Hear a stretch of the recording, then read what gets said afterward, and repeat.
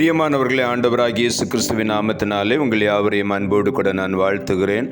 ஆண்டவர் கிருபையாய் நமக்கு கொடுத்த இந்த புதிய நாளுக்காக முதலாவது நாம் ஆண்டவருக்கு நன்றி சொல்லுவோம்.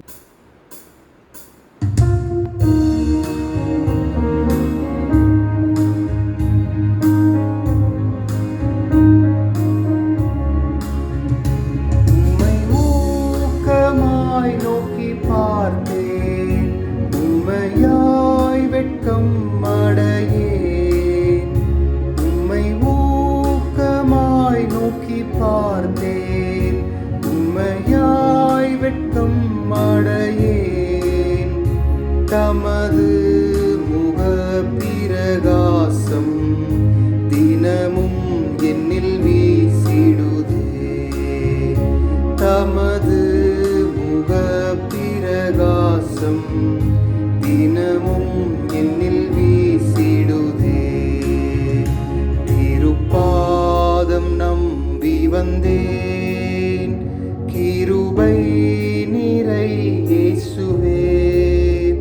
தமதன்பை கண்டடைந்தேன் தேவ சமூகத்திலே.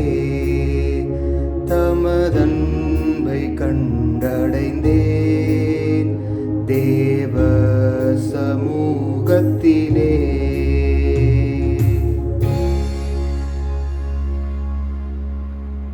இந்த நாளுக்கு என்று ஆண்டவர் கொடுக்கிற ஒரு வார்த்தை எண்ணாகம புஸ்தகம் 6ஆம் அதிகாரம் 25வது வசனம். எண்ணாகமம் 6:25. கர்த்தர் தம்முடைய முகத்தை உன்மேல் பிரகாசிக்க பண்ணி உன்மேல் கிருபையாய் இருக்க கடவர். இந்த காலை வேளையில் ஆண்டவருடைய வார்த்தை சொல்லுகிறது, தேவன் தம்முடைய முகத்தை நம்மேல் பிரகாசிக்க பண்ணுவார், அவருடைய கிருபை நம்மை சூழ்ந்து கொள்ளும். இந்த காலை வேளையில் அவருடைய முகத்தின் வெளிச்சம் நம்மேல் பிரகாசிக்கும் பொழுது நாம் மற்றவர்களுக்கு முன்பாக ஆண்டவரை பிரதிபலிக்கிறவர்களாய் காணப்படுவோம். அவருடைய கிருபை நம்மை எப்பொழுதும் சூழ்ந்து கொள்ளும். யாத்திராகம புஸ்தகம் 34ஆம் அதிகாரம் 30ஆம் வசனம் சொல்லுகிறது, ஆரோனும் இஸ்ரவேல் புத்திரர் எல்லாரும் மோசேயை பார்க்கும்போது அவன் முகம் பிரகாசித்திருப்பதை கண்டு அவன் சமீபத்தில் சேர பயந்தார்கள் என்று எழுதப்பட்டிருக்கிறது. 40 நாட்கள் இரவும் பகலும் மோசே சீனாய் மலையிலே ஆண்டவரோடு முகமுகமாய் பேசிக்கொண்டு அந்த 10 கற்பனைகளை பெற்றுக்கொண்டு மலையை விட்டு இறங்கி வரும் பொழுது அவனுடைய முகம் பிரகாசித்திருப்பதை அவனே அறியாமல் இருந்தான். ஆரோனும் இஸ்ரவேல் புத்திரர் எல்லாரும் மோசேயை பார்க்கும் பொழுது அவர்களாலே பார்க்க முடியவில்லை. அவன் முகம் பிரகாசித்திருந்தது. அவன் சமீபத்தில் சேருவதற்கு கூட பயந்தார்கள் என்று வேதம் சொல்லுகிறது.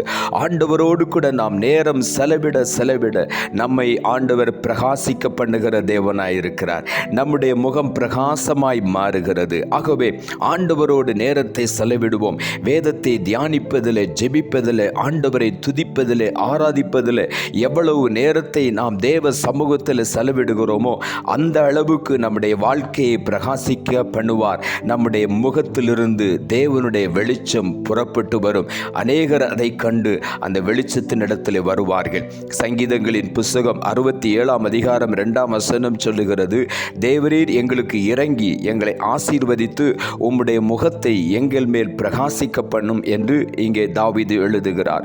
ஆண்டவருடைய முக பிரகாசம் நமக்கு வேண்டும். ஆண்டவரே என்னை ஆசீர்வதியும், உம்முடைய முகத்தின் வெளிச்சம் என்மேல் பிரகாசிக்கட்டும் என்று இந்த காலை வேளையில் ஒவ்வொருவரும் ஆண்டவரை பார்த்து நாம் கேட்போம். யோபு புஸ்தகம் 29ஆம் அதிகாரம் 3ஆம் வசனம் சொல்லுகிறது, அப்பொழுது அவர் தீபம் என் தலையின் மேல் பிரகாசித்தது, அவர் அருளின வெளிச்சத்தினாலே இருளை கடந்து போனேன் என்று பக்தனாகி யோபு சொல்லுகிறார்.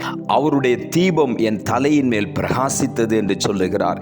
அவர் அருளின வெளிச்சத்தினாலே இருளை கடந்து போனேன். ஆண்டவர் தம்முடைய வெளிச்சத்தை நம்மேல் அனுப்பும் பொழுது நம்முடைய வாழ்க்கையில் இருக்கிற இருளை நாம் கடந்து வந்து விடுவோம்.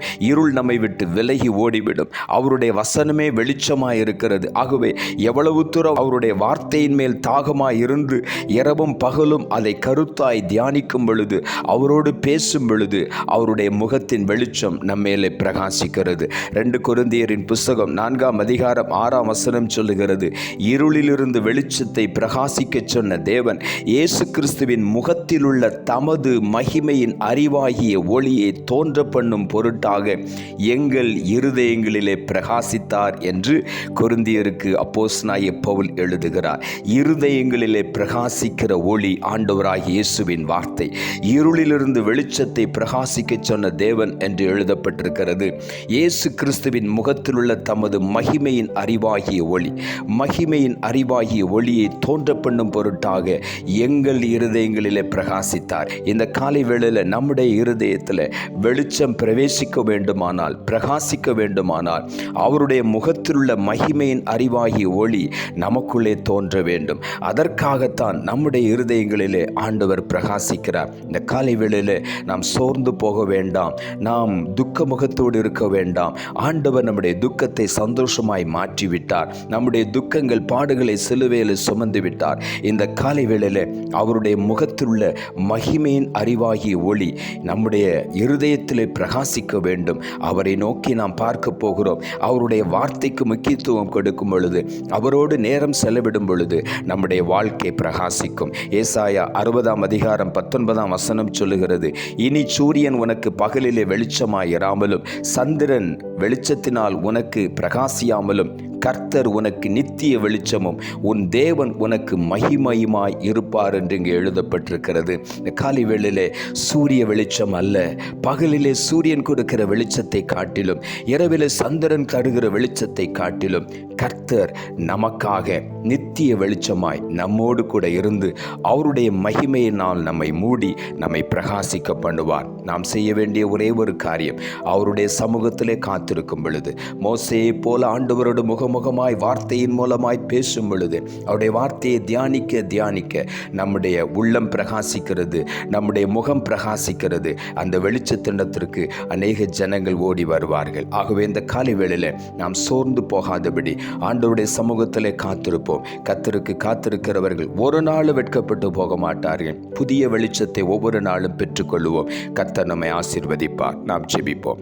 அன்புள்ள ஆண்டவரை, கிருபையானீர் கொடுத்த இந்த புதிய நாளுக்காய் மறுபடியும் நமக்கு நன்றி செலுத்துகிறோம். ஆண்டவர் கொடுத்த ஜீவனுள்ள வார்த்தைக்காக நன்றி. கர்த்தர் தம்முடைய முகத்தை உன்மேல் பிரகாசிக்க பண்ணி உன்மேல் கிருபையாய் இருக்க கடவர் என்ற வார்த்தையை கொடுத்தீர். வசனத்தை கேட்டுக்கொண்டிருக்கிற ஒவ்வொருடைய வாழ்க்கையிலும் முகத்திலே ஒரு சோகத்தோடு உட்கார்ந்திருக்கிறார்களோ, இந்த காலை வேளையிலே அவர்கள் துக்க முகங்கள் சந்தோஷமாய் மாறட்டும். ஆண்டவரே, என்ன துக்கத்தினால் அவர்கள் தலையை தொங்கவிட்டு இருக்கிறார்களோ, இன்றைக்கு காலை வேளையில் தலை நிமிர்ந்து பார்த்து ஆண்டவரை மகிமைப்படுத்த நீர் உதவி செய்யும்.